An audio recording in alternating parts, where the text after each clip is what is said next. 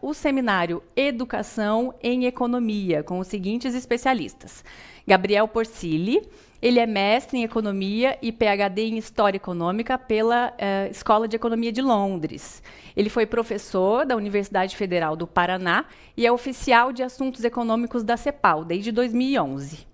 Gabriel é pesquisador, visitante da USP, da Universidade de Colômbia e da Nova Escola de Pesquisa Social de Nova York. Ele é também diretor da CEPAL em Montevidéu.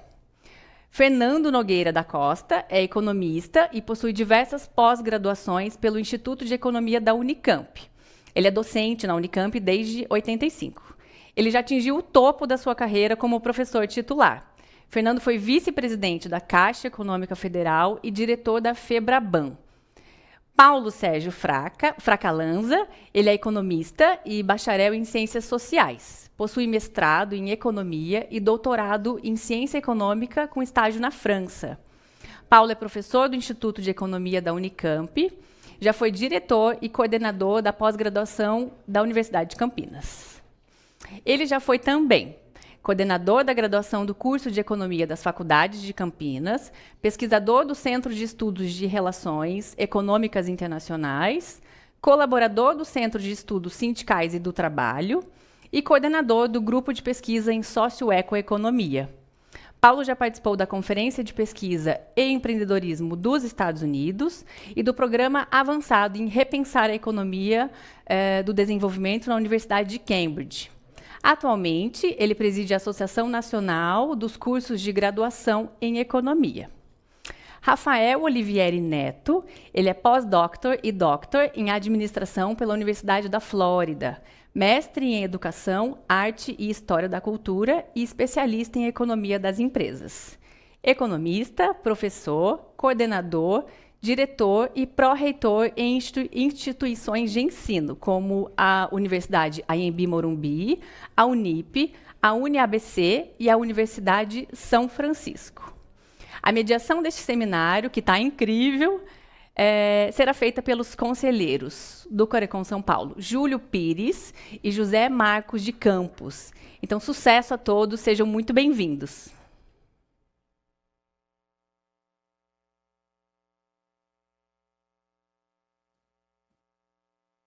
É um prazer enorme estar aqui, rodeado com todos os nobres colegas, cada um absolutamente especializado aí, nos seus temas. Então, é uma satisfação muito grande e uma grande responsabilidade também diante do grande número de inscritos, né? Que estamos aqui numa audiência e num marco bastante significativo em termos de eventos do nosso querido Corecon de São Paulo. Então, passo agora a palavra ao Fernando Nogueira da Costa, que já foi brilhantemente apresentado. Fernando, muito bem-vindo e muito obrigado por sua colaboração. Eu que agradeço a oportunidade de conversar com os colegas e vamos trocar ideias justamente sobre a nossa formação. A tela já está compartilhada. Tá. Bom, problema, poder da ferida de cara. A queda da demanda por curso de graduação em economia. Aqui eu estou apresentando estatísticas, justamente porque um dos problemas da pandemia foi a defasagem estatística em todas as áreas econômicas do Brasil, a gente está sentindo isso, mas a gente observa que as matrículas em economia em 2003 eram 61.500, baixaram para 48 mil e poucos em 2014, e um ano antes da pandemia já estava em 47.700. E, em consequência, também o número de concluintes está muito menor, né? De menos de 8 mil passou para pouco mais de 5 mil, e então a profissão está se reduzindo. Isso é em escala nacional, né? Por quê? Será uma questão da quarta revolução tecnológica? E aí enfrentamos o desafio. Quer dizer, dada essa tendência, confirmando-se essa tendência, a menor procura pela profissão, será que nós, como professores, não temos que fazer uma reflexão de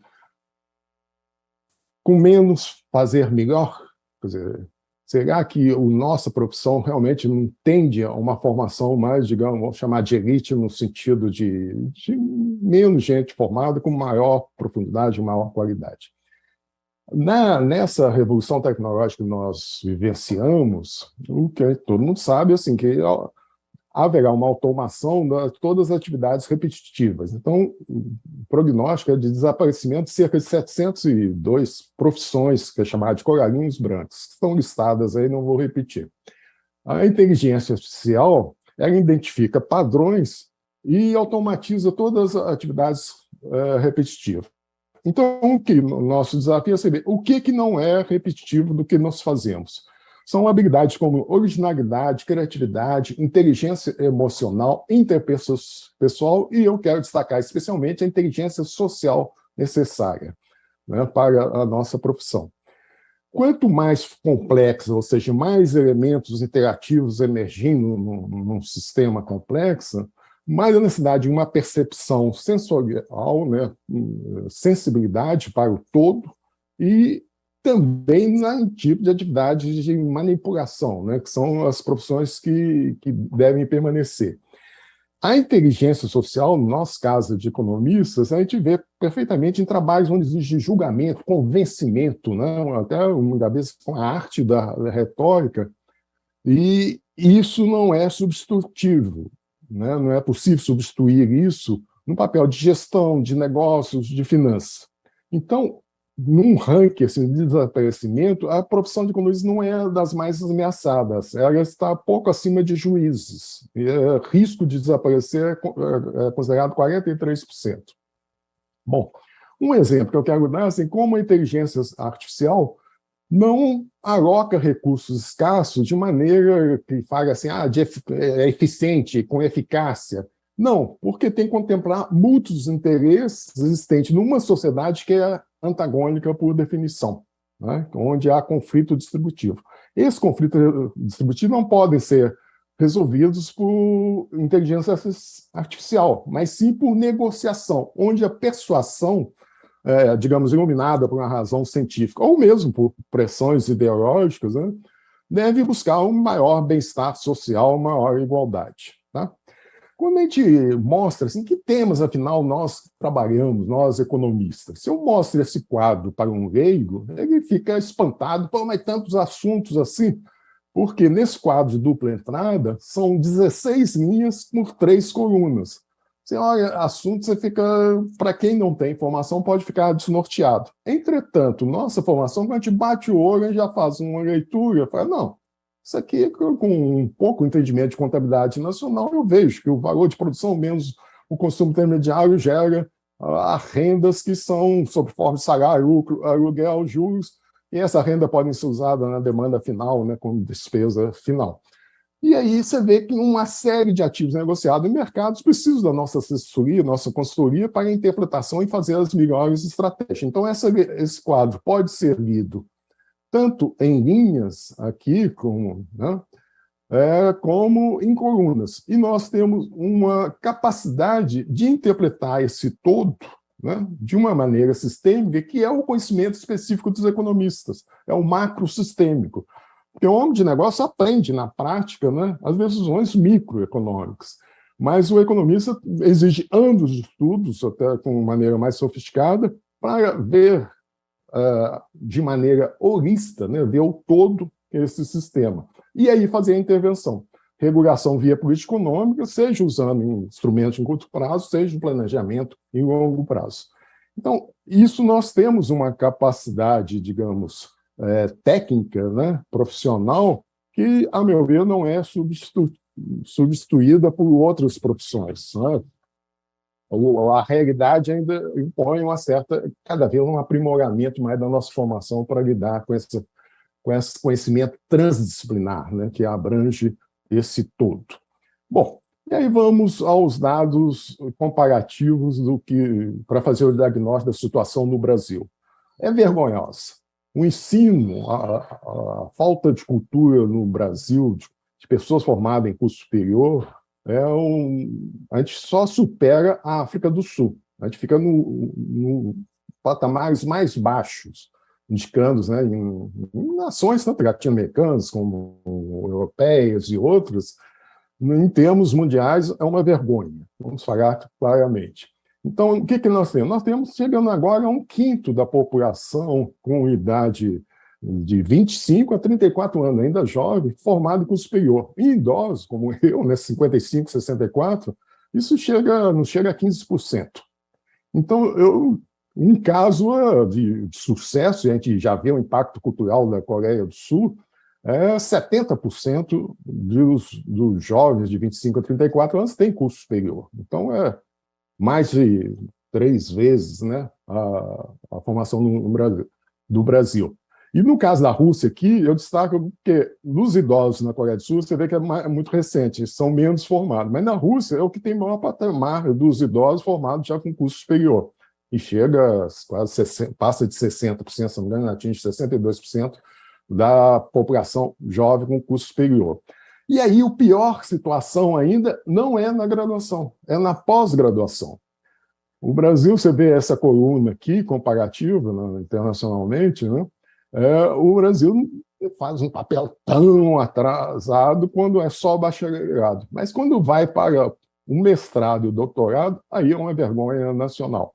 Por quê? O Brasil tem 0,8% dessa população aqui de 25 a 64 anos, né? População, digamos, adulta, PEA, né? Com mestrado. E 0,24% com mestrado. Então, no CDE é 16 e 5 vezes maior, respectivamente, né? Agora, o caso da Rússia, e não é à toa, né, que tem um desenvolvimento científico e tecnológico que ela tem, você vê que tem 28% das pessoas nessa idade com mestrado. Então, tem coisas que a gente tem que ver as lições, as boas lições, filtrar e implementar, repetir o que é bom, né, e descartar o que não serve. Uma coisa que eu coloquei agora, cedo, antes eu estava preparando, e aí eu falei, quantos alunos por professor tem? Tem 11. Em universidade pública, a média é 11 alunos por professor. E em universidade privada é o dobro, 22 por professor. Mas você vê que nós precisamos fazer uma economia de escala, né? Esse é o grande desafio com recursos escassos. E o nosso modelo, inclusive na minha formação, eu comecei a estudar economia há 50 anos atrás, foi em 1971, meio século.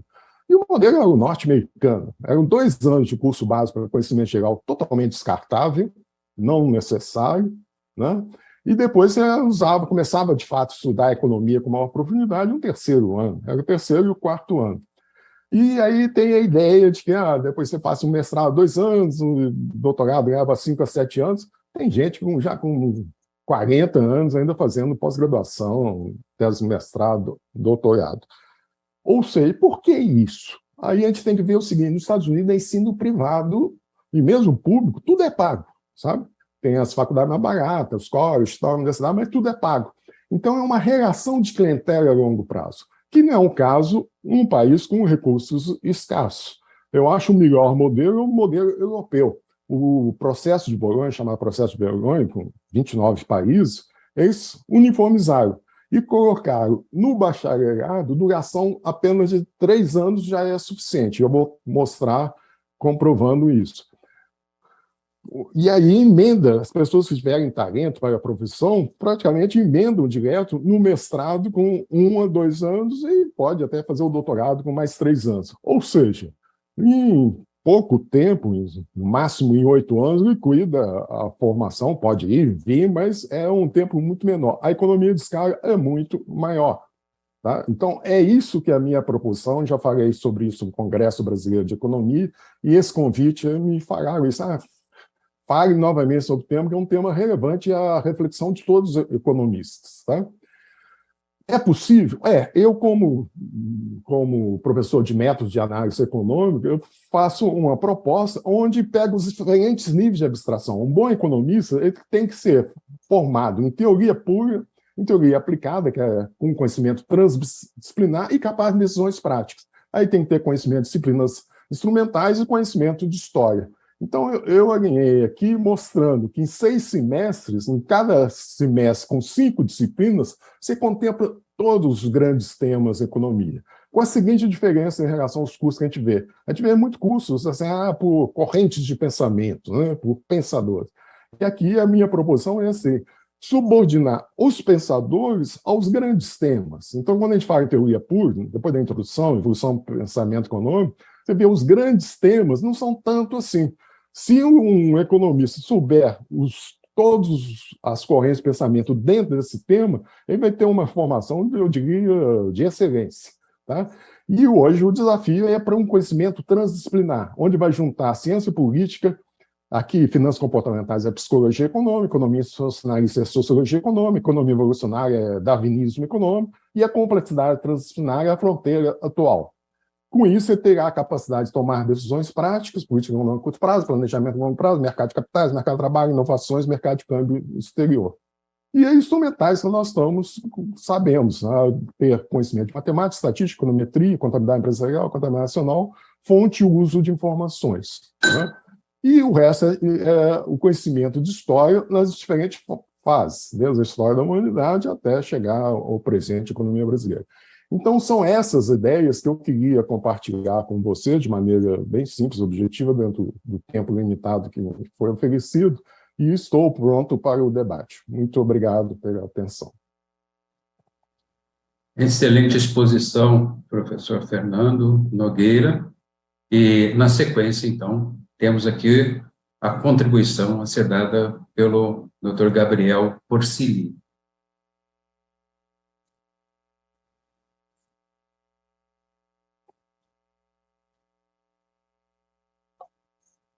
Sim, bom dia. Não sei se dá para ver a minha... Perfeito. Aham.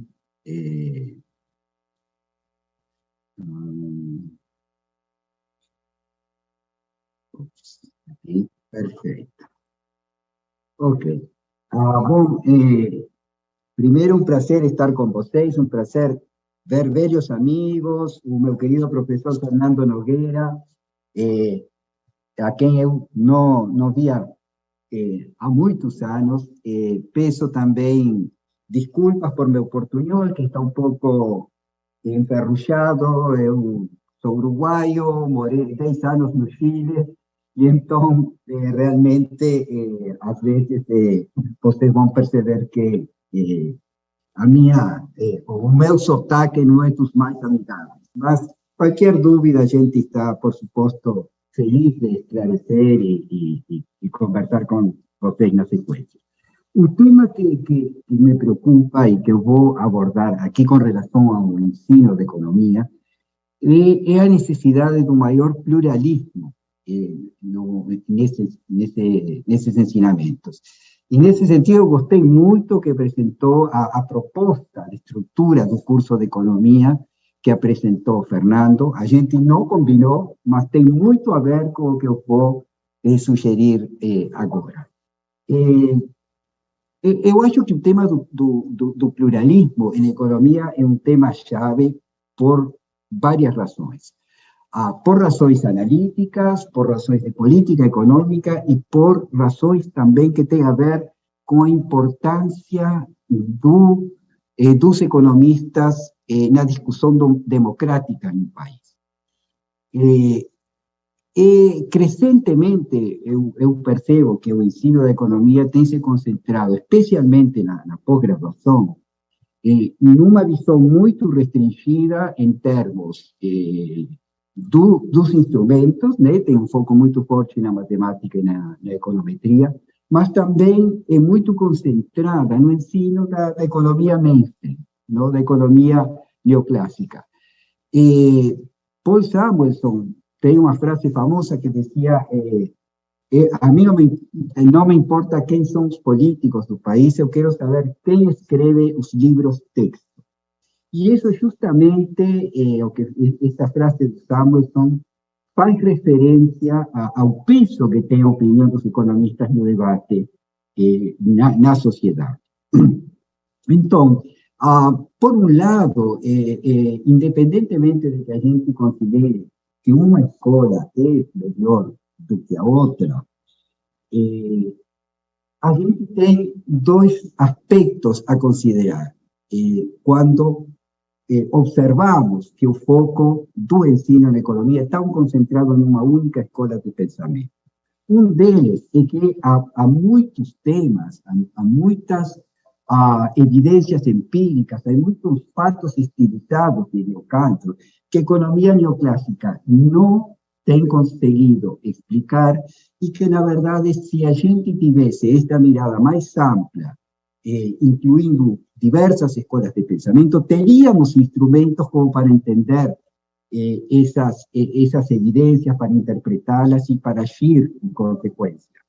Hoje estamos no dia de luto na Inglaterra pelo falecimento da rainha, mas eu lembro que a rainha falou para os economistas em 2008, quando a crise financeira global, perguntou como é que vocês não viram que isto estava se gestando, que isto ia acontecer, e, de fato, é uma pergunta que eu acho que tem muito a ver com a forma em que se ensina a economia e com esse foco tão restringido em uma única escola de pensamento. Tá? Isto não quer dizer que qualquer teoria é aceitável no debate econômico e numa universidade. Só aquelas que têm, né, a capacidade de cumprir com as regras da pesquisa científica, que é a concentração da evidência empírica. A ciência exige justamente uma preocupação muito especial com a evidência, com a constatação dos fatos, né? E também aquelas regras de coerência na estrutura analítica, de consistência, de articulação analítica das ideias. Tá? Então, a minha mensagem nesta apresentação é justamente repensar os livros textos de economia, repensar os cursos muito na direção do que o Fernando se referia, ou seja, essa mirada mais pluralista, com distintas escolas, com um foco em história econômica, com uma preocupação com a história das ideias, né? A tendência é pensar que as ideias, boas ideias do passado, já estão incorporadas nos livros textos do presente. Não é assim. Há debates muito interessantes, muito importantes, que nos ajudam justamente a desenvolver novas propostas em teoria econômica e em política econômica. Vou dar, né, no restringido que eu tenho de tempo, alguns exemplos de por que justamente eu acho que a forma em que se ensina a economia deixa de ver coisas que, com o tempo, se revelam extremamente importantes, mas na medida em que a gente, as pessoas continuavam com o velho esquema de pensamento, não percebiam essa dimensão, e isso levava a erros, a problemas de política econômica muito importantes, com consequências sociais e políticas muito negativas. Um primeiro exemplo, em teoria econômica, nos livros textos, no longo prazo, né, na economia convencional, não há problemas de demanda efetiva, né? Simplesmente há pleno emprego e a economia só cresce se cresce a produtividade dos fatores de produção.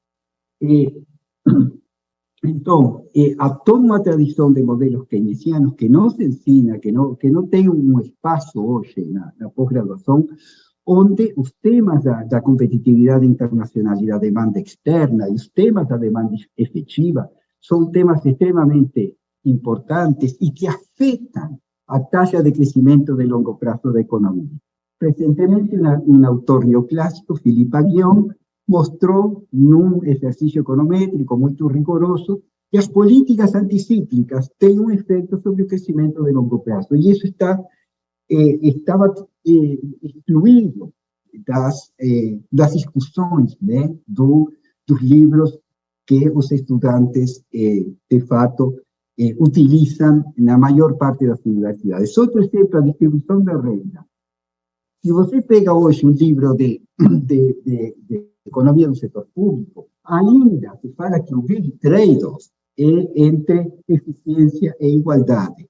Há muita evidência, crescentemente os próprios economistas estão mostrando cada vez mais que não existe esse trade-off, que de fato a eficiência se beneficia em muitos casos de uma maior igualdade no sistema econômico. Há toda uma literatura, da qual Samuel Bowles é um representante, acerca da nova economia da desigualdade, e que ficou postergada, né? Uma análise que ficou por muito tempo no congelador, justamente por essa ausência, né, no debate entre os economistas, no mais convencionais e no ensino nas universidades, dessa relação até sinérgica que existe entre a distribuição da renda mais equitativa e um crescimento econômico mais eficiente. Até se chegou ao ponto, Robert Lucas tem uma frase famosa que diz: não há nada mais venenoso na discussão econômica que introduzir o tema da igualdade. Só o tema da eficiência era um tema relevante para ele, do ponto de vista econômico, e, obviamente, isso estava perdendo dimensões analíticas extremamente importantes.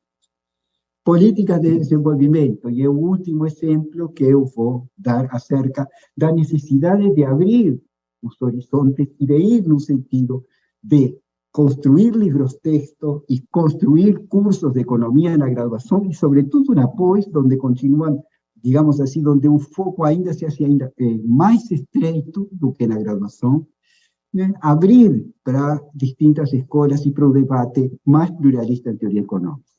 O tema da tecnologia e política industrial.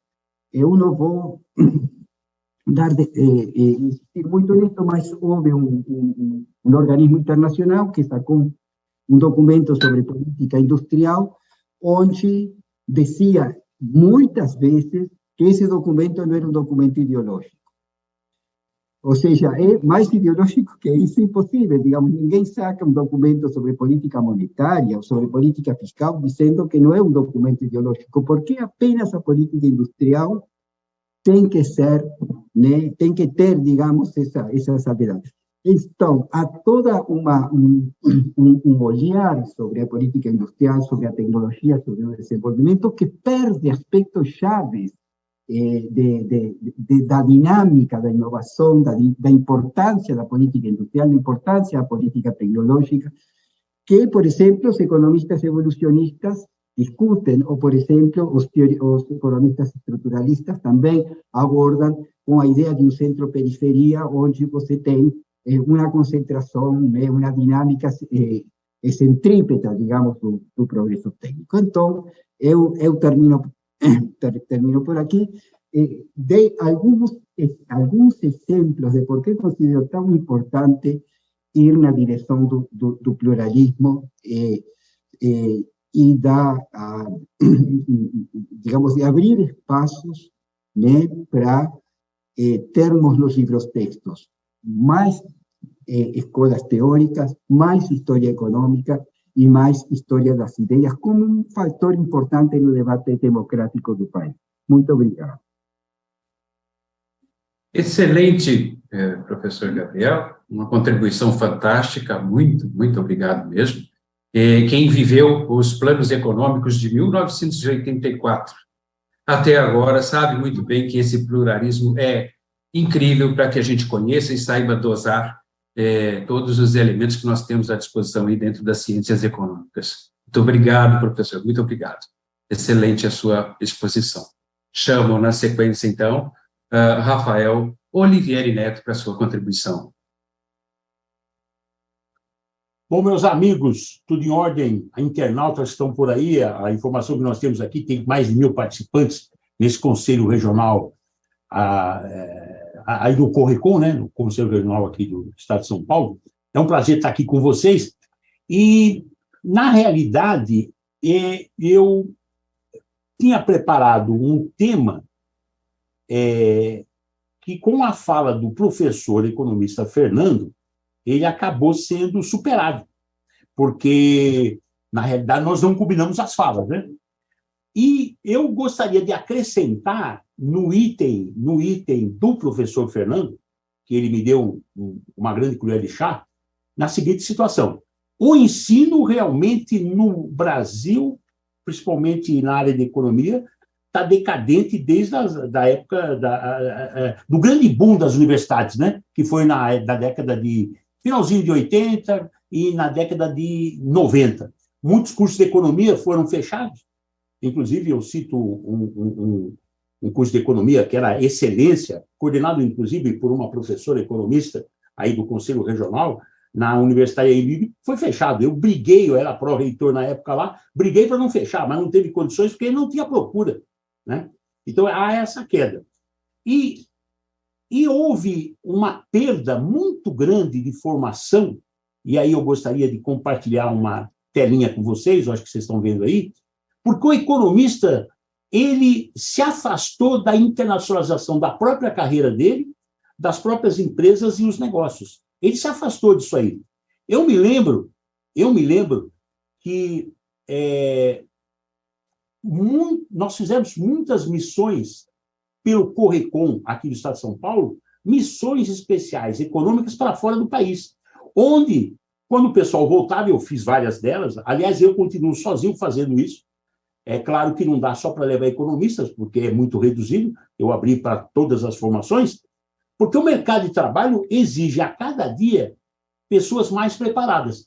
Principalmente, depois eu vou disponibilizar essas transparências para vocês aí, esses slides, depois, principalmente da Covid. Então, está tendo uma nova estruturação do mercado. Temos desafios e barreiras numa realidade não só brasileira, como mundial. Nesses desafios, a gente tem que relembrar o que é educar, novamente, né? Temos que ir preparando a carreira do economista para se internacionalizar, porque muitas profissões se internacionalizaram. E a economia, e o economista não se preocupou com isso. Então, eu tenho uma definição, esse é um livro feito aí a duas mãos, por mim e pela minha esposa, que me acompanhou desde 1990 nessa luta aí, e nós temos um livro, que depois eu posso disponibilizar para vocês, que carreira não é apenas um mero alicerce, né? Ela, na realidade, ela tem que obter uma regulação e ela cresce todo o tempo, tá? E é um processo de construção, né?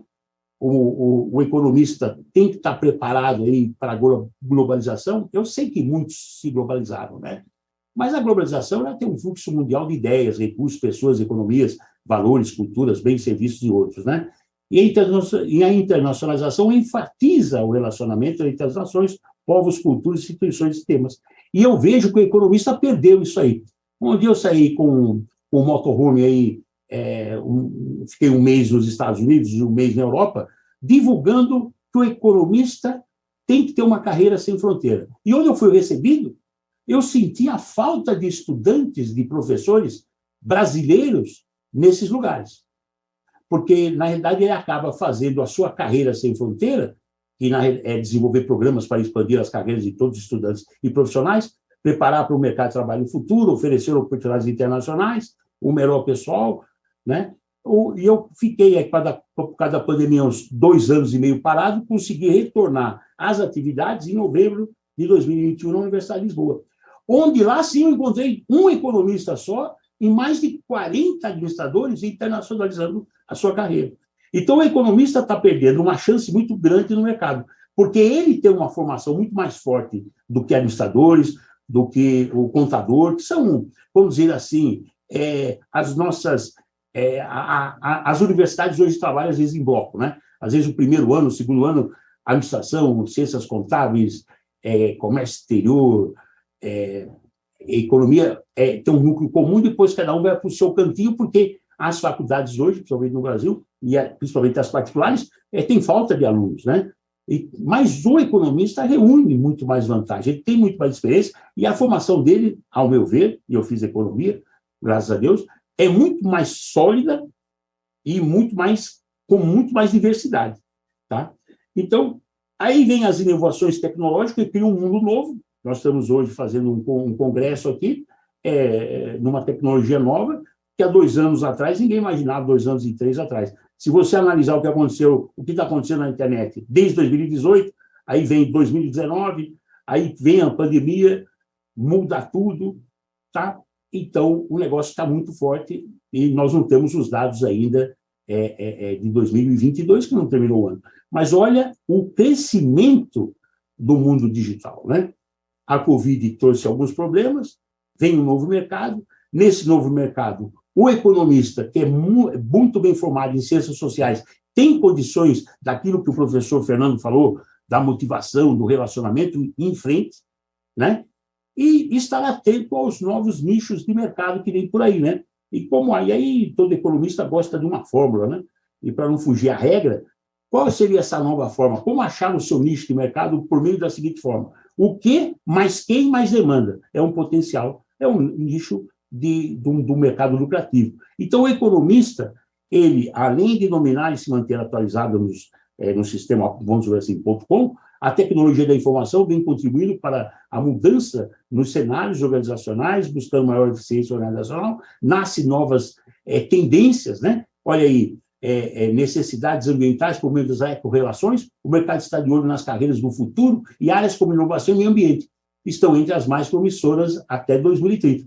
E o economista tem que estar preparado para esse novo mundo. Carreiras em alta no mercado, gerente de ecorrelações. Por que o economista não vai lá? É uma tendência, né, que o mercado busque cada vez mais profissionais que tenham um diálogo sobre sustentabilidade com a sociedade, terceiro setor e o economista.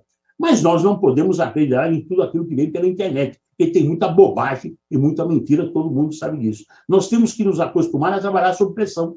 Está certo que o exemplo é exagerado aí, mas a pressão, ela está no mundo e o pessoal está cada dia mais ansioso, principalmente os mais jovens, né? A pessoa que não acredita em si mesmo, dificilmente irá acreditar na sua vida profissional. Então, às vezes, alguns economistas se esquecem que ele tem uma formação maravilhosa, mas, às vezes, ele não acaba tendo empregabilidade como economista, ele vira qualquer coisa, menos economista. Tem que ser inovador. E nós temos que aproveitar as oportunidades. Você pode falar que esse bebezinho maravilhoso, o pai e a mãe dele deram aí uma roupinha diferente e vai engatinhar e vai aproveitar e vai limpar a casa, lustrar a sala. Não é trabalho infantil, é inovação, né? E a ideia era passar para vocês, rapidamente, esse salto de qualidade nas relações que você deve ter daqui para frente, tá? Repetindo, relacionamento é tudo, é uma construção. O que faz a diferença é a fidelização, e o economista, na sua formação original, ele está preparado para ter esse entendimento de relacionamento e fidelização.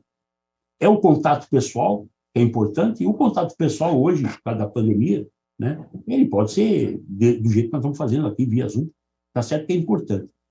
Para mim, relacionamento é tudo. Relacionamento sério é aquele que muda a sua vida, e não o seu status no Facebook ou nas redes sociais, né? Relacionamento e tudo, eu sempre vou incentivar o estudante de economia, o professor de economia, para dar um upgrade na sua carreira, internacionalizando aquilo que ele já sabe. Está internacionalizando, levando informações que ele tem do Brasil para fora e trazendo de fora para dentro. Esse é um seminário numa universidade em Houston, né? Onde eu levei alguns economistas e alguns estudantes aí, tá? Como começar? A gente fala, bom, mas às vezes é difícil trabalhar lá fora, arrumar curso lá fora. Tem que começar a fazer um pequeno contato com o mercado externo. Participe de congressos, né? De seminários, de palestras, que é uma oportunidade de você fazer um network muito grande, tá?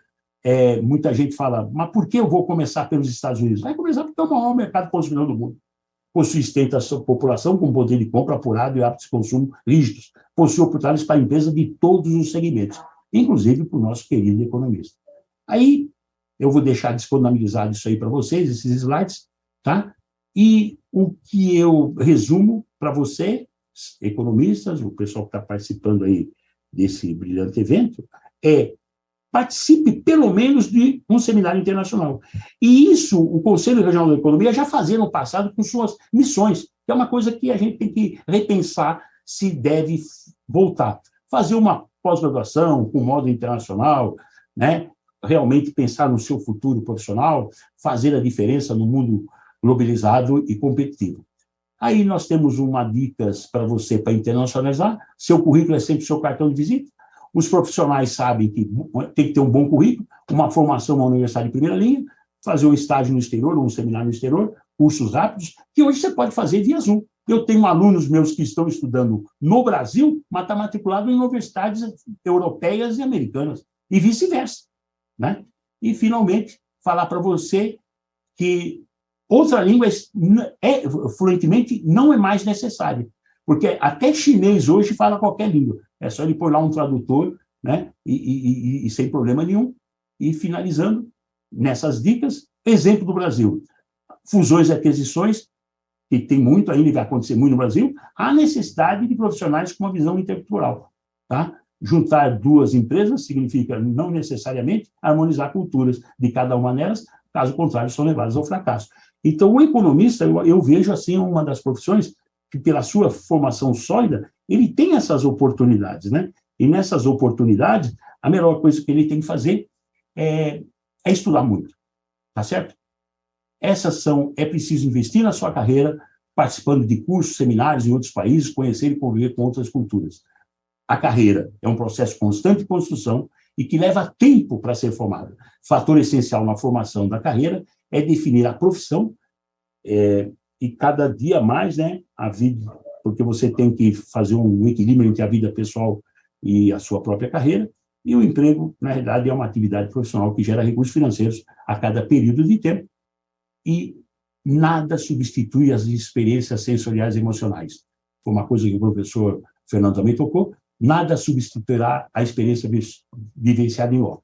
Você pode participar de feiras, palestras, seminários, congressos internacionais seguidos de visitas técnicas a empresas. As experiências são únicas e eu defendo essa formação do economista, e aí é o meu pedido para o pessoal do Correcon voltar naquelas visitas técnicas que a gente fazia no passado. E eu vou fazer um convite para todos que estão participando aí no Correcon.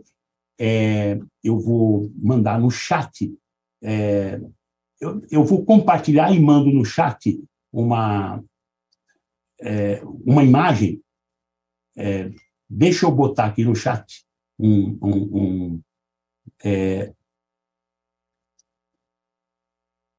um site, tá? Todo mundo que está assistindo o Correcon, tanto aí gravado como agora ao vivo, fica à vontade, é só preencher lá, está aí o site para vocês. Eu vou compartilhar a tela com vocês novamente, para encerrar. Me dá só um segundinho aí, não sei se alguém aí está coordenando, quiser falar alguma coisa, fica à vontade. Eu estou tendo um probleminha técnico aqui, mas a ideia qual é? Eu vou botar isso no chat, dia 24 de setembro, das 9 horas até umas 11, nós vamos lançar um livro que todos vão receber gratuitamente sobre os desafios da gestão nesse mundo do teletrabalho. Os desafios da gestão nessa mudança que teve do home office, do teletrabalho, do sistema híbrido. Quem quiser participar, não paga nada. É só se apresentar lá e agradecer a vocês aí a oportunidade de a gente estar falando com vocês, e boto no chat, se o pessoal do Conselho Regional quiser colocar depois aí para todos, eu agradeço. Muito obrigado pelo espaço.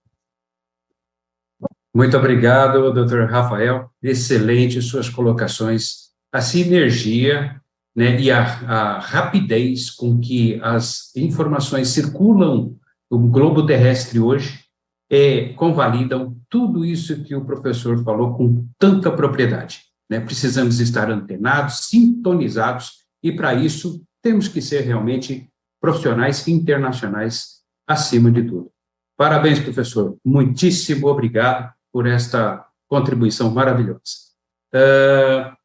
Eu vou chamar na sequência aqui o professor Paulo Sérgio Fracalanza, né? Lembrando ainda aqui que o querido professor Gabriel estará colocando à disposição aí dos colegas aí um livro digital, e nós vamos colocar na sequência também aí à disposição do pessoal o site onde poderá ser aí baixado esse e-book, né, professor Gabriel?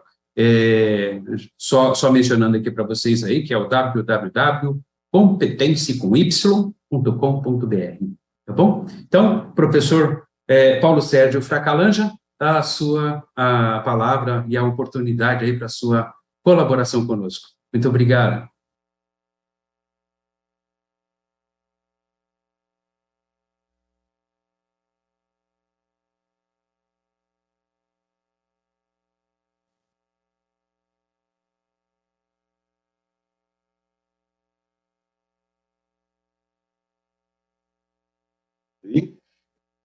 Estou apresentando ou não?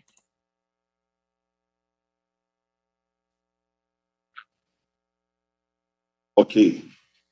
Bom, então, está em tela cheia ou não? Espera só um pouquinho. Agora? Só um pouquinho.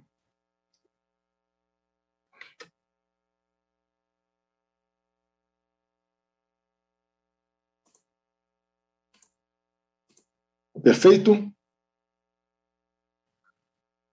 Muito bem.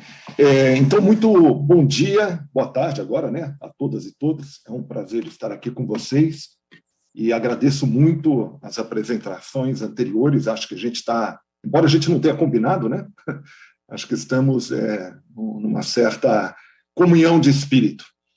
Fico muito contente aqui também de ver o professor Gabriel Porcilli e o meu querido mestre Fernando Nogueira da Costa. Prazer estar aqui com vocês. Eu tenho aqui uma rápida apresentação, tentando refletir sobre um ponto que tem me incomodado. Agora eu estou, neste momento, como presidente da ANGE, que é a Associação Nacional de Cursos de Graduação em Economia, e a gente tem refletido bastante sobre o papel que a economia tem, né, frente às graves questões que atravessamos, e se o ensino de economia, né, alguns de vocês aí já apontaram algumas das questões aqui que envolvem o ensino da economia, se ele está à altura dos grandes problemas contemporâneos, né?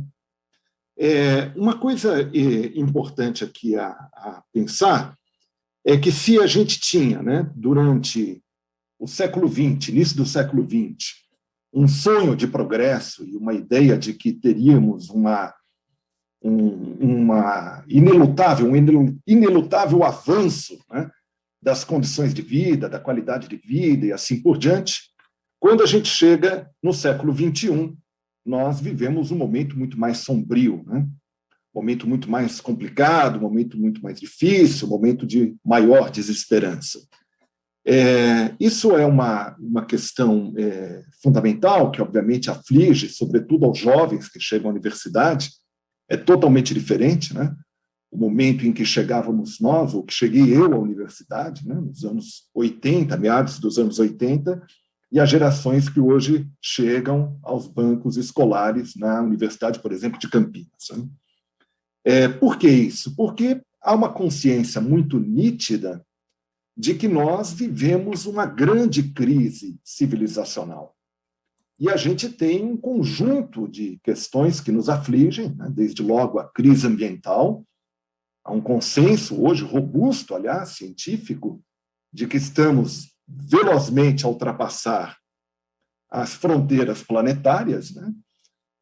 E, portanto, essa crise se manifesta de forma multifacetada em diversos indicadores. Temos uma crise social gigantesca, marcada aqui, como já disseram, né, Gabriel, por um aumento impressionante das desigualdades, né? Por uma imensa redundância do trabalho vivo, por um conjunto de mazelas que surgiram novamente no cenário, como a pobreza, a miséria, assim por diante. Uma crise política, são muitos os que se dedicam a avaliar a crise política, tem um conjunto de autores, né, o Runciman, o Levist, que trataram, né, da questão da morte das democracias, se é possível ainda compatibilizar aquele sonho que tínhamos, né, de um capitalismo com a ordem democrática liberal.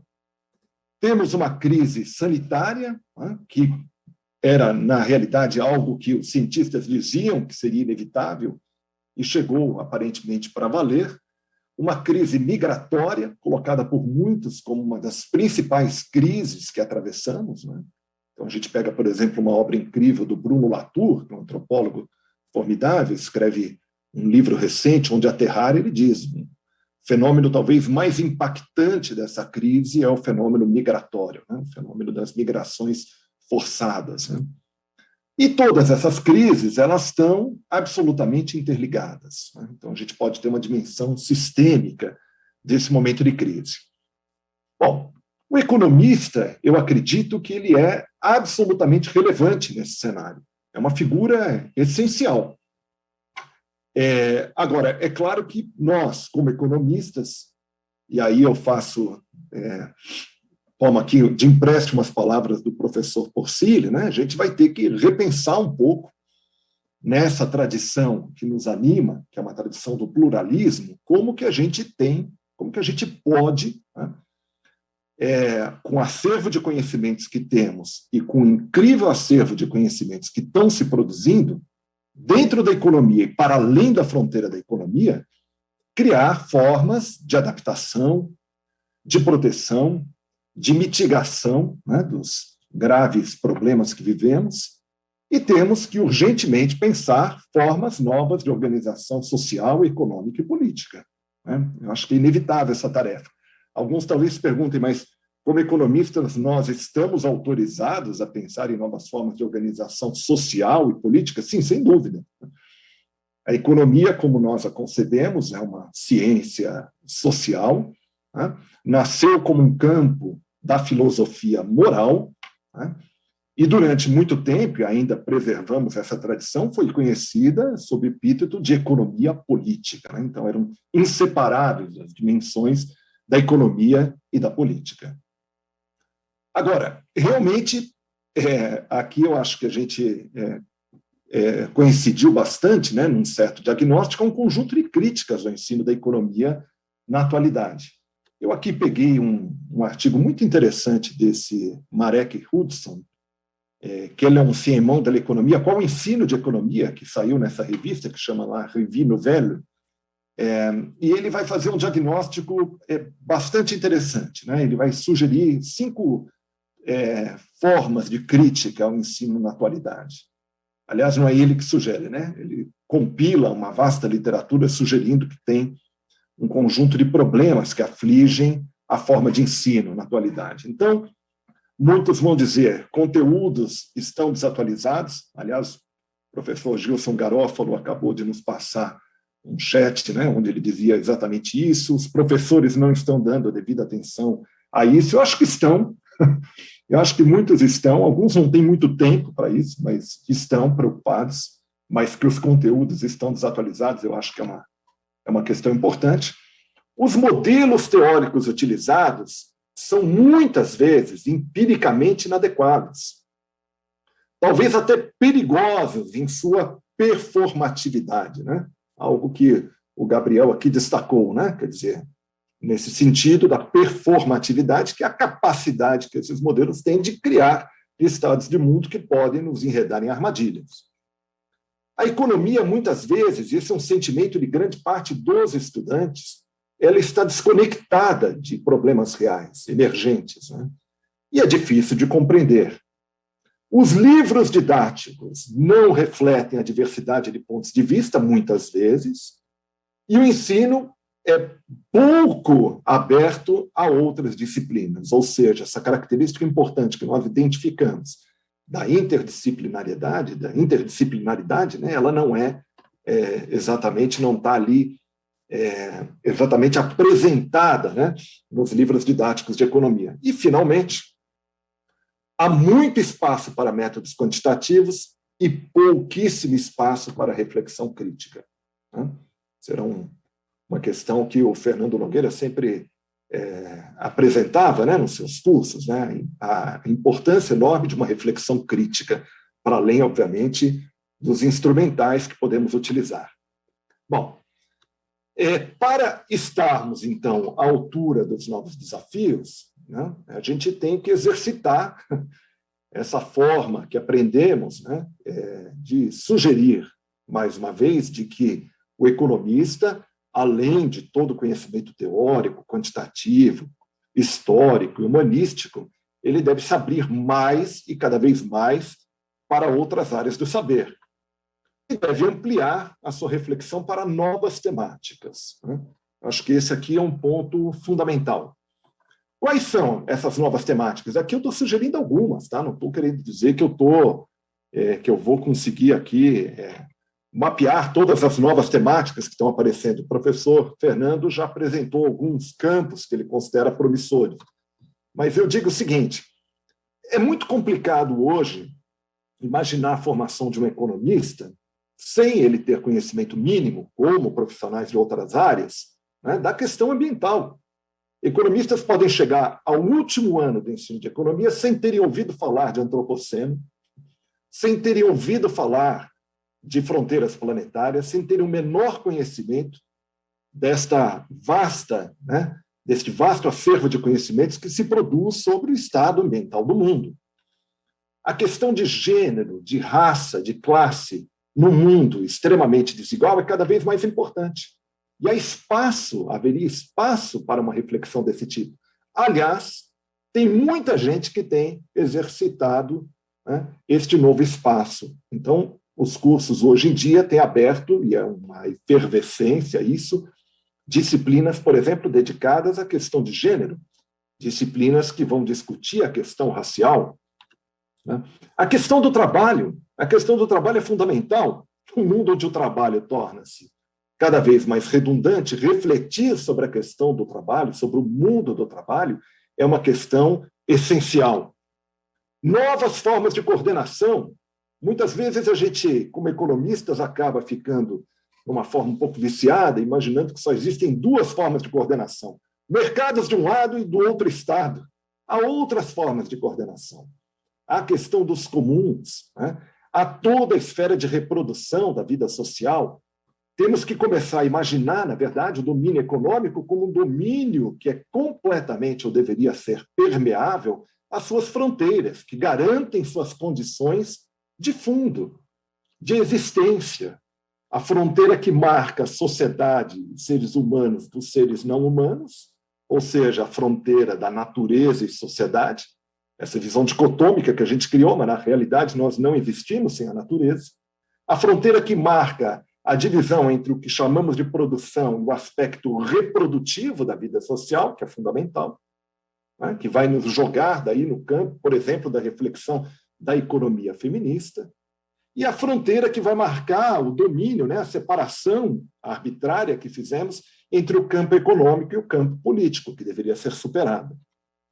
E temos também a questão tecnológica, que é uma questão aqui importante, muito cara também ao professor Gabriel, né? Num mundo com grandes desafios para a humanidade, temos que refletir sobre essa questão. Aliás, há um conjunto de reflexões importantes, inclusive a respeito de como que serão as profissões do futuro. Então, estou sugerindo aqui que tem um conjunto de áreas que a gente deveria cada vez mais explorar. E eu acho que tem boas novas. Quais são as boas novas? Em primeiro lugar, uma imensa produção intelectual de um conjunto de autores dentro do campo da economia e fora do campo da economia que tem se dedicado a esse conjunto de questões, a questão ambiental, a questão racial, a questão da divisão de gênero, né? A questão do aspecto reprodutivo, seja ecológico, seja social, a questão política e assim por diante. E teríamos hoje, né, acesso a muitas plataformas para o ensino renovado de economia. E estão surgindo um conjunto de iniciativas que me parecem importantes.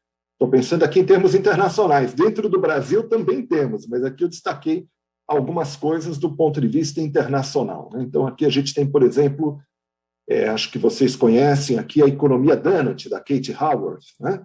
Então, a Kate Raworth sugere uma forma alternativa, ao invés de pensarmos num crescimento infinito, num sistema que é absolutamente finito, que imaginemos, né, o sistema Terra como um donut, né, esse biscoito, né, com uma fronteira externa que dá conta do quê? Do teto ecológico, o qual não podemos ultrapassar, mas que também tem uma dimensão interna em torno de uma fundação social, com um conjunto de características que a humanidade não pode ficar aquém, ou seja, nem além e nem aquém. Uma figura importante, simples, claríssima, que pode produzir um contraponto genial com a ideia de um crescimento exponencial, né? Que é algo absolutamente impossível de imaginar, né? Temos aqui, por exemplo, a plataforma do Rethinking Economics, né? Tem um conjunto aqui de experiências que estão sendo apresentadas por essa imensa plataforma, que, aliás, produz um livro interessante em alguns aspectos, né? Inovador em determinados aspectos, que é o Economy Studies aqui, né? É um livro que vai tratar de um conjunto de questões aí muito interessantes, né? A respeito de uma certa visão um pouco mais ampla e mais plural da economia.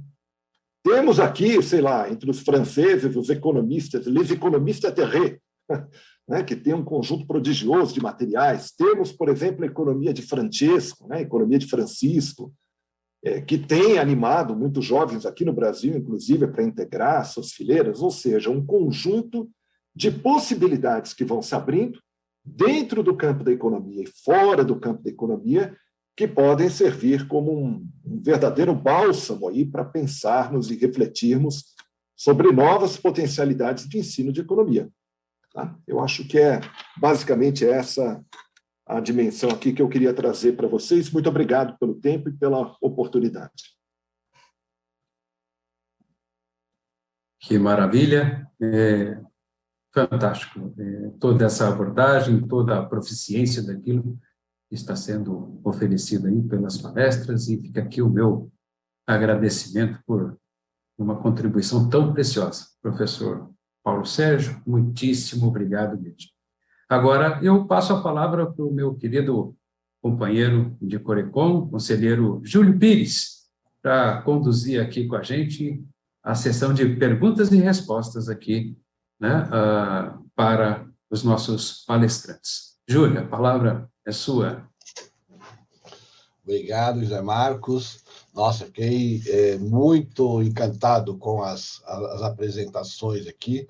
E como já foi mencionado, quero agradecer, né, a todos, ao Fernando, ao Gabriel, ao Rafael, ao Paulo, pelas apresentações excelentes. E como já foi mencionado até, né, apesar de não ter havido uma combinação anterior, né, houve uma complementariedade entre as apresentações que eu achei fantástica, achei sensacional, muito boa mesmo, né? E essa complementariedade sempre vai, principalmente no sentido da busca de uma diversificação dos interesses do economista, né, a sua preocupação com temas que não estão tão diretamente ligados assim à nossa área, né, procurar uma inserção mais ampla na sociedade de várias maneiras, né, procurar uma diversidade de pontos de vista teóricos ou uma diversidade de abordagens de problemas. Eu achei fantástico a questão da inserção no mercado de trabalho, como o professor Rafael colocou, a questão da internacionalização da profissão do economista. Achei muito boa mesmo. Fiquei realmente muito satisfeito com as apresentações aqui, né? Tivemos aqui, por parte do público que estava assistindo, tivemos 3 questões aqui que eu gostaria de colocar para os colegas, né? E depois, conforme o tempo disponível que nós tivemos, infelizmente, nosso tempo é relativamente reduzido, né? Se der tempo, colocar uma questão mais ampla para todos os colegas que apresentaram, né?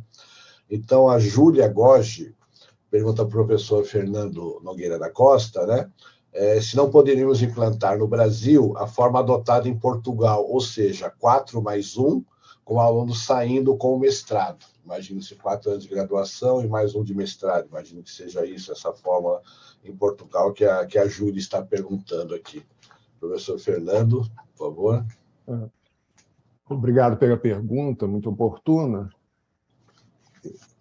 Nós temos 4 anos de curso de graduação em economia implantado no Brasil, mas na prática, eu já vivencio, sou professor há quase 40 anos, o 4º ano está sendo rifado, literalmente rifado. Eu sou professor justamente quando os alunos estão graduando. Eu vou dar um exemplo pessoal que eu acho que ilustra. Eu ofereço uma disciplina chama Finanças Comportamentais, que é o planejamento da vida financeira. É uma educação financeira para pessoas que estão entrando no mercado de trabalho. Você tem uma ideia, no ano passado, que foi um ano de ensino remoto, tive 90 alunos. Foi o máximo atingido, sabe? O que não seria possível presencialmente, porque não teria sala que comportasse 90 alunos, porque a gente não tem essa tradição de sala auditório, né? Bom, passa o semestre seguinte, eu dou uma disciplina obrigatória de manhã. Agora, nesse semestre, estou dando. Sabe quantos alunos matriculados? 7. Quando eu dei presencial Finanças Comportamentais, Planejamento da Vida Financeira, presencial foram 60. Então, o que está acontecendo? Eu converso com os alunos, muito bem. Eu falo, não, 4º ano eu já estou no trainee, já estou fazendo estágio, não dá para estudar durante o dia. Então, essa é a realidade, a gente não pode brigar contra essa realidade, sabe? As pessoas dão conta, muitos antecipam todos os créditos até o 3º ano, fazem um excesso até de crédito, e no último ano é estágio. Alguns é estágio e monografia. Então, mostra a viabilidade de fazer um curso em 3 anos na prática. O exemplo que eu peguei do Pacto de Bolonha, né, de Portugal, que inclui Portugal, de certa forma, é isso. Quer dizer, você pegar os talentos, para você falar assim, vamos combinar. O que é, de fato, um economista? É aquele que tem um diploma de economista ou aquele que os colegas reconhecem como um profissional? Que é lido, escutado e tal. Realmente é a segunda. Esse que é o economista, né, notável, que está na mídia, que está em todo lugar. Esse economista, em geral, precisa de pós-graduação. Não vamos nos enganar. Sabe? Essa coisa no Brasil de ser muito reduzida a pós é um vexame internacional. Tá? Então, para ver essa lógica, né, quer dizer, as pessoas precisam trabalhar. A renda no Brasil é mal distribuída e é pequena. E agora também é outro fato. Né? Aqui na Unicamp está claro, no Instituto de Economia da Unicamp. Estão entrando as pessoas mais pobres, os pretos, os patos estão entrando por causa da política afirmativa, e isso é um progresso fantástico. Agora, essas pessoas todas precisam trabalhar. Então, precisam ir para o mercado com menos tempo, dá uma economia de escala muito grande. Então, o que eu defendo, respondendo a pergunta, assim, é sim possível fazer um curso de 3 anos de ótima qualidade, com temas todos contemporâneos que foram citados aqui, e nós temos condição de avançar. Não podemos continuar no atraso cultural, e educacional e científico do Brasil. Ok, muito obrigado, professor Fernando. Uma questão aqui que eu diria que talvez tenha a ver com a intervenção do professor Gabriel e do professor Paulo Fracalanza, que gostaria de colocar, diz respeito à questão do pluralismo, né? A defesa da questão do pluralismo no ensino de economia, e, ao mesmo tempo, do professor Paulo Sérgio Fracalanza, a questão da perspectiva mais crítica em relação à economia, né? A mudança nos eixos principais de preocupações dos economistas, né? Seria mais ou menos o seguinte, talvez pudesse os dois comentarem, né?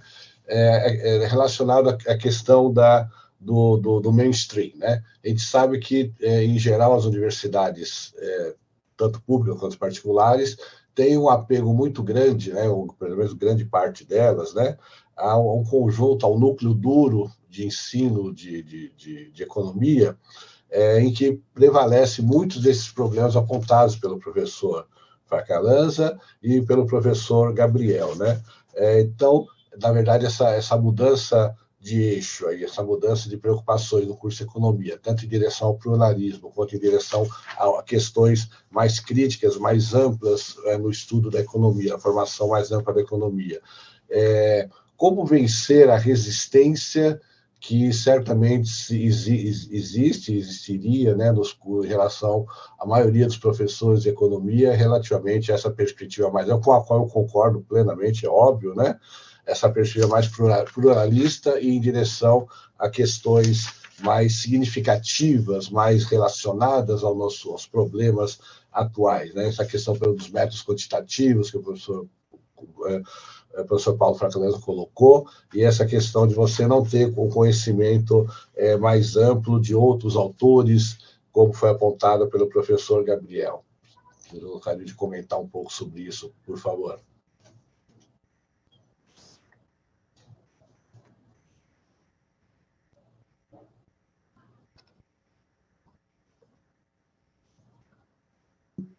No sé si falo primero o Paulo. Ok. Ah, eu acho que essa resistência é muito difícil de desafiar por vários motivos. Há motivos ideológicos muito potentes, né, que a gente não pode ignorar. Seria ingenuidade ignorar, né, que o predomínio de uma certa visão, muitas vezes, não necessariamente, mas muitas vezes, va relacionado com um certo tipo de recomendações de política. Claramente, por exemplo, o tema da política industrial, não? Quando a gente olha a ênfase de uma perspectiva neoclássica, quais são as implicações que ela traz para pensar a política industrial, chega aquela frase de um ministro de Economia mexicano, né? A melhor política industrial é aquela que não existe, né? Aquela que não se faz. Então, vemos que há temas muito fortes que têm a ver com interesses econômicos, com ideologia, mas eu acho que como comunidade científica, a gente teria condições de superar essas barreiras. Temos que fazer um esforço nesse sentido. Eu lembro que eu vi uma vez um programa de economia do crescimento que oferecia Robert Solow no MIT em 1966, e incluía Joan Robinson, incluía um economista que criticava fortemente as ideias neoclássicas e as ideias em particular de Robert Solow. Mas ele tinha essa capacidade de incluir, né, esta sua acérrima crítica dentro do seu programa e de debatir, porque ele entendia, obviamente, né, por incluí-la na sua lista de leituras, que era uma leitura importante, que era um debate importante e que havia uma contribuição interessante desde outras escolas de fazer. Isso se perdeu, mas aqui eu recupero o que falou, né? Eu concordo plenamente com o que falou o professor Fracalanza, né? Eu acho que ele colocou muito bem esta discussão. Está surgindo o lado positivo, e eu acho que vai vir por aí a resposta, muito menos que por uma transformação internamente hoje do núcleo duro, por essa emergência, né, de novas contribuições, essa energia no debate teórico, político, né, que está vindo desde distintos campos, né, e utilizando inclusive as novas ferramentas que a internet possibilita, né, novos livros. A gente percebe digamos, esse dinamismo que está surgindo desde distintos ámbitos, né? Incluso às vezes entre os próprios estudantes, né? Não são os professores, mas os próprios estudantes exigem essas mudanças. Então, esse é um aspecto que me dá um certo otimismo, né? O tema os novos temas, né, como falou o Paulo Sérgio, né, os temas do ambiente, os temas de gênero, são temas que tradicionalmente a economia neoclássica tem ignorado e que outras escolas têm colocado no centro da sua análise. Tudo isso também configura um quadro que eu acho favorável, né, positivo, para uma mudança, né, para que gradualmente os departamentos de economia comecem a incorporar mais plenamente estes aspectos. Bom, muito obrigado pela pergunta, professor Gabriel já respondeu, acho que uma grande parte aqui, vou, na verdade, secundá-lo aqui e concordar com várias das coisas que ele está nos dizendo. Eu creio que tem alguns motivos, né, para rapidamente nós tentarmos ampliar, né, as fronteiras da economia. Eu não digo que a gente vai convencer a todo mundo, é impossível. E concordo com o diagnóstico de que há fortes pressões, né, ideológicas, inclusive, dessa forma de conceber o mundo. Então, não vamos ser ingênuos, né, como disse o professor Gabriel. Agora, existe uma pressão muito forte, que é a pressão do mundo, né? O mundo está mudando muito rapidamente, e ele vai continuar mudando. O impacto que terão as questões ambientais, para além da questão mais midiática, que é a questão climática, ele será inenarrável. A gente não tem nem ideia do que vai acontecer com esse mundo. Ele irá se transformar, será absolutamente inevitável. A questão é em que direção? Será que a gente pode, de alguma forma, conduzir essa direção? Será que a gente pode, de alguma forma, imaginar uma forma de transformação que seja mais fraterna, mais sustentável, mais justa? Então, acho que é por aí. Agora, tem um outro elemento que me parece fantástico, eu concordo integralmente com o Gabriel, que é o seguinte, as alunas e os alunos que estão chegando ao curso de economia, eles não são passivos. Aliás, nunca foram, né? Mas eles vêm com um conjunto de questões agora, que são questões absolutamente instigantes, e eles não estão muito dispostos a simplesmente ouvir uma resposta do tipo, olha, acho que isso a gente não pode resolver, isso está fora do âmbito da economia.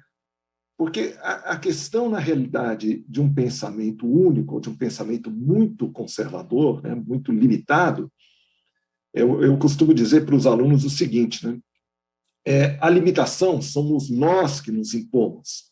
A limitação, ela não existe. Se você quiser, dentro da tua cabeça, dizer vou até tal ponto e a partir daqui não quero enxergar nada, é uma possibilidade. Mas não há nada que contrarie a possibilidade de você olhar para além. Né? Olhar para além, olhar para o infinito, olhar para o que está fora da fronteira que normalmente se concebe como domínio econômico. O que se concebe como domínio econômico é algo muito diversificado nos dias de hoje. Há aqueles economistas que preferem um domínio muito restrito. Eu não vejo problema, eles podem continuar nesse campo.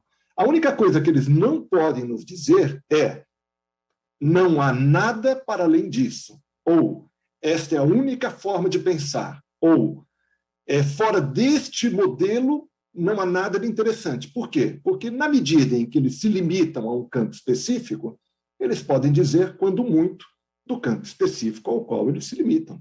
Não podem dizer do que está fora, porque o que está fora eles desconhecem.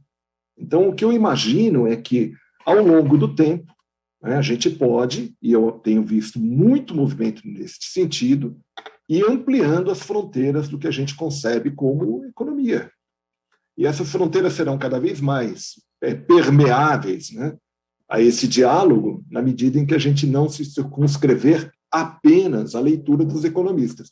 Há economistas brilhantes, muita coisa boa, mas não são apenas economistas, que são sujeitos inteligentes nesse mundo, né?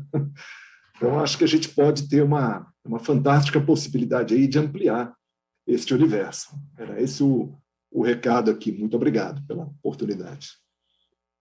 Muito obrigado, Paulo. Obrigado, Gabriel. E uma última questão aqui, dado o nosso tempo aqui no final, né? Para o professor Rafael Olivieri, eu que mais adequado, a Gisele Yamauchi, ela fala assim, como economista, eu fico muito triste em ver turmas com um número cada vez menor de alunos e alunas, né? O alunos X, né? Quando eu me formei em 2017, éramos apenas em 21 alunos, sendo 12 alunos de minha turma original. É irônico assistir isso em tempos em que o Brasil e o mundo vivem.